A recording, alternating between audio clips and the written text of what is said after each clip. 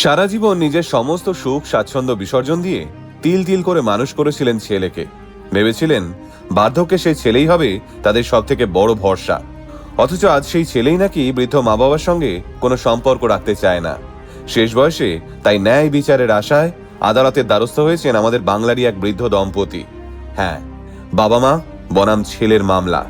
সোনারপুরের অবসরপ্রাপ্ত ওই বৃদ্ধ দম্পতির নাম গীতা রায় এবং আশিস কুমার রায়। আশিস কুমার রায় ছিলেন রাষ্ট্রবিজ্ঞানের অধ্যাপক এবং তার স্ত্রী গীতা দেবী ছিলেন ইতিহাসের অধ্যাপক, আর তাদের একমাত্র ছেলে কুশল রায়। এই বৃদ্ধ দম্পতির দাবি, তারা সারা জীবন ছেলেকে আইআইটি খড়গপুর, আইআইএম আহমেদাবাদের মতো জায়গায় পড়িয়েছেন, মানুষ করেছেন। আজ তাদের ছেলে সুপ্রতিষ্ঠিত, কিন্তু সেই ছেলে আর তাদের সঙ্গে কোনো রকম সম্পর্ক রাখতে চায় না। আনন্দবাজার পত্রিকার প্রতিবেদন সূত্রে জানা যায়, এই দম্পতির ছেলে বর্তমানে মুম্বাই নিবাসী। তাদের ছেলের বক্তব্য, আমার বাবা মায়ের জীবনে সুস্থভাবে বেঁচে থাকার জন্য যা যা প্রয়োজন তার সবটাই আমি করেছি, ইন্স্যুরেন্স, মাসে মাসে টাকা, সব। কিন্তু বাবা মা চান আমি তাদের সঙ্গে গিয়ে থাকি, যেটা আমার পক্ষে সম্ভব নয়। সালটা 2019।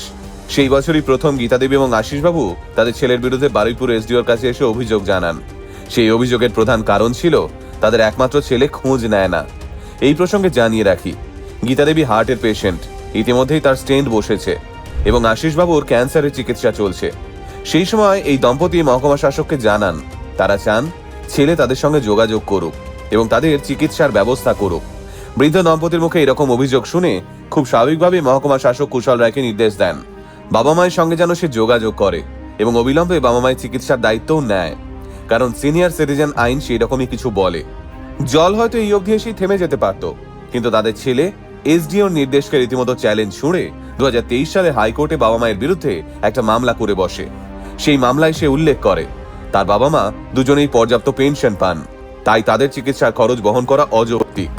এরপর হাইকোর্ট থেকে গীতা দেবী এবং আশিসবাবুকে পুনরায় আবেদন করতে বলা হয়, যে নতুন আবেদনে তারা স্পষ্টভাবে উল্লেখ করেন তারা চান তাদের ছেলে মাঝে মাঝে ফোন করুক, অসুস্থ বৃদ্ধ বাবা মায়ের খোঁজ নিক, বাড়িতে আসুক এবং তাদের চিকিৎসার জন্য মাসে অন্তত 5,000 টাকা সাহায্য করুক।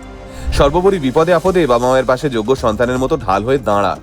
কিন্তু তাতেও ছেলে স্পষ্ট জানিয়ে দেয় আদালতের নির্দেশে মাসিক টাকা পয়সা সবটা করলেও বাড়ি গিয়ে সে থাকতে পারবে না।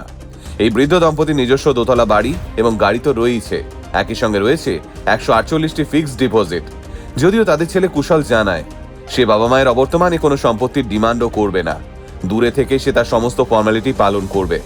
অন্যদিকে গীতা দেবী হাইকোর্টের দ্বারস্থ হয়ে জানান 13টা বছর অতিক্রান্ত, ছেলেটাকে চোখের দেখাও দেখিনি, বাড়ি আসেনি।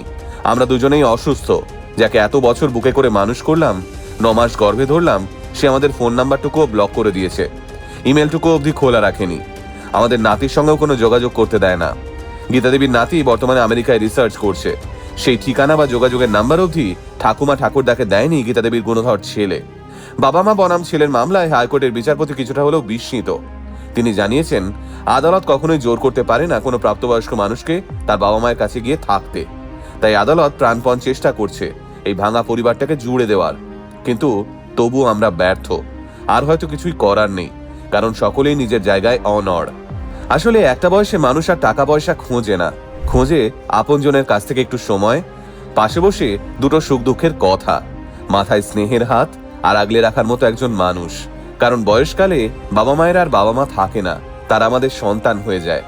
আমি জানি না ঠিক কি কারণে গীতা দেবী এবং আশিসবাবুর সঙ্গে তাদের ছেলের সম্পর্ক আজ এতটা তিক্ততায় পরিণত হয়েছে, কিন্তু আমি সত্যিই চাইবো এই ভেঙে যাওয়া পরিবারটা আবারও জুড়ে যাক। কারণ কিছু ভাঙনের শব্দ হয় না, কিন্তু তার যন্ত্রণাটা সারা জীবন বয়ে বেড়াতে হয়।